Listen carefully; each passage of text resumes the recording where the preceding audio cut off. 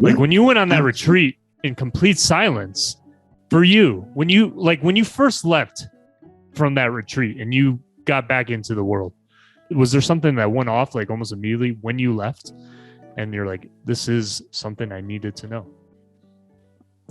Yes, I think there's probably more than one, but the first one that comes to mind is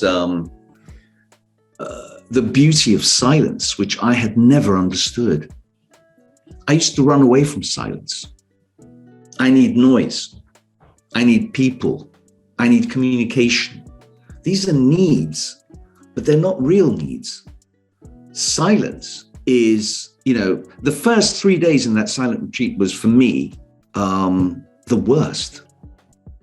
Not being able to talk. Very painful for me. But once I got into the silence is where you actually communicate with the inner you. All day long, we've got masks.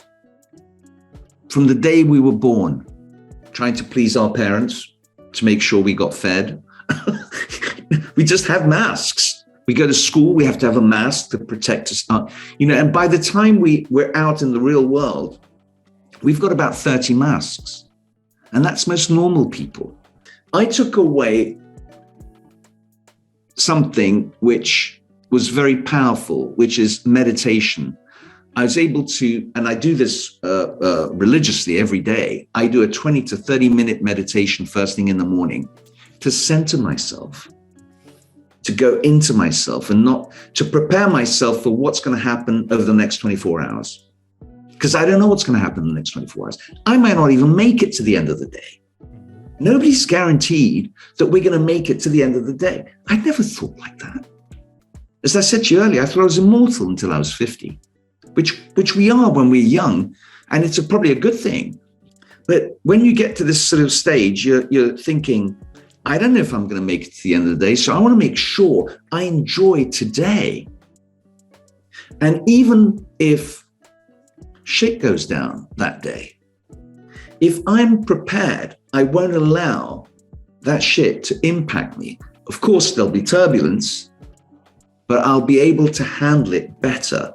Now, have I perfected this? Obviously not. I'm human. My nerves go sometimes too. But most days where I would have flipped a switch, nothing happens now. It's like I'm able to have boundaries. I allow, this thing happens. And I also equally am nice to people who are in a situation like that, because I know what it's like to be.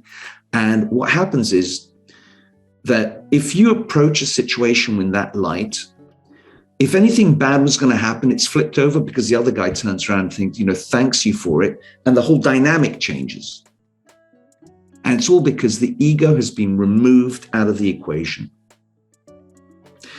So that's what I took out of that silent retreat, that the real me is not what other people see. And also, and this comes with age, what other people think doesn't really matter so much. When you're younger, what other people think is very important. You need approval, validation, right? But once you sort of become more integrated into who you are, it allows you to not have to need validation from other people. You're enough. Yeah.